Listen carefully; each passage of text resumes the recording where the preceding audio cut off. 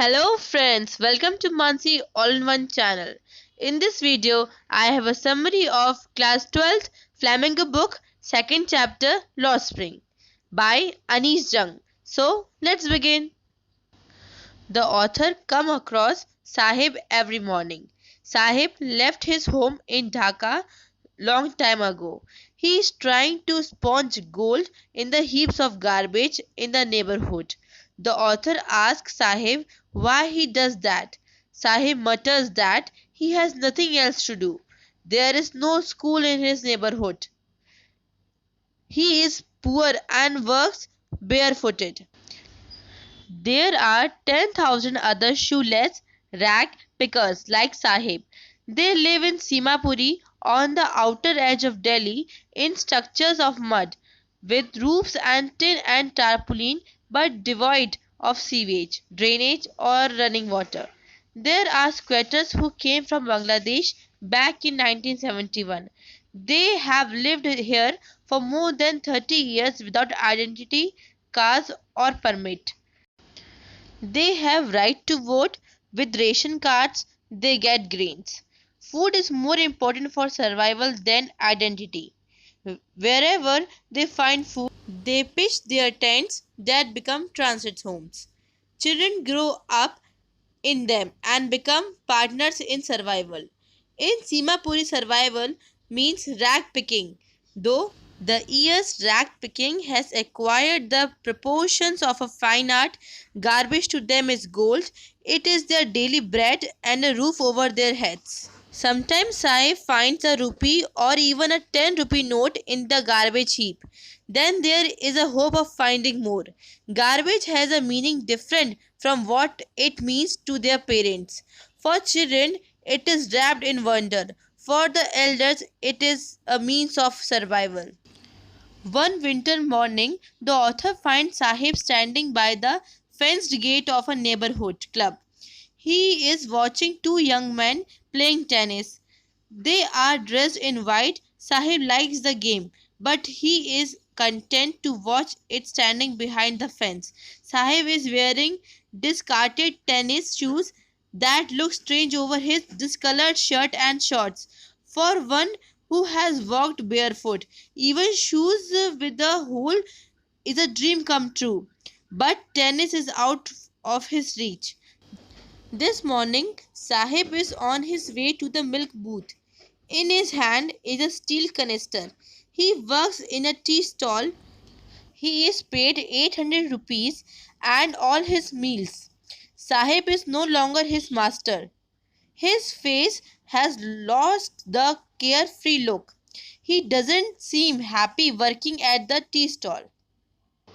Now the another story, I want to drive a car. In this story, the author come across Mukesh in Firozabad. His family is engaged in bangle making, but Mukesh insists on being his own master. I will be a motor mechanic, he announces. I will learn to drive a car, he says. Firozabad is famous for its bangles. Every other family in Firozabad is engaged in making bangles.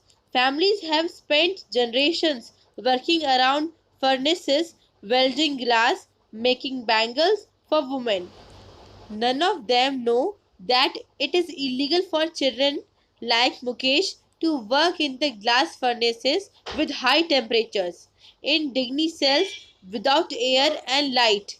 They slog their daylight hours, often losing the brightness of their eyes. If the law is enforced, it could get Mukesh and 20,000 children out of the hot furnaces. They walk down stinking lanes chalked with garbage, past homes that remain hovels with crumbling walls, wobbly doors, and no windows. Humans and animals coexist there. They enter a half built shack, one part of it touched with dead glass. A frail young woman is cooking evening meal over a firewood stove. She is the wife of Mukesh's elder brother and already in charge of three men. Her husband, Mukesh, and their father. The father is a poor bangle maker. Despite long years of hard labor, first as a tailor and then as a bangle maker, he has failed to renovate a house and send his two sons to school.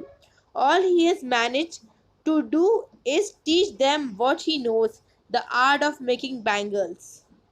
She implies that God given line H can never be broken. They have been born in the caste of bangles makers and have seen nothing but bangles of various colors. Boys and girls sit with fathers and mothers, welding pieces of colored glass into circles of bangles. They work in dark hutments next to lines of flames of flickering oil lamps. Their eyes are more adjusted to the dark than to the light outside. They often end up losing their eyesight before they become adults. Savita, a young girl in a drab pink dress, sits alongside an elderly woman. She is soldering pieces of glass. Her hand move mechanically like the tongs of a machine. Perhaps she does not know the sanctity of the bangles. The old woman beside her has not enjoyed even one full meal in her entire lifetime. Her husband is an old man with flowing beard. He knows nothing except bangles. He has made a house for the family to live in. He has a roof over his head. Little has moved with time in Firozabad. Families do not have enough to eat. They do not have money to do anything except carry on the business of making bangles. The young men echo the lament of their elders. They have fallen into the viscous circle of middlemen who trapped their fathers and forefathers. Years of mind numbing toil have killed all initiative and the ability to dream. They are unwilling to get organized into a cooperative.